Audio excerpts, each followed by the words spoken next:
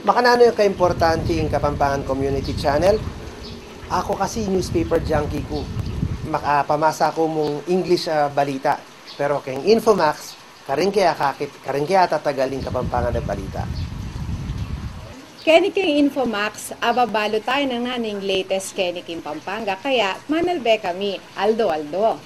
Marami po kami natututunang Kapampangan words sa Infomax. Sa Infomax TV, madami po kami nakikita ng mga famous Kapampangan people.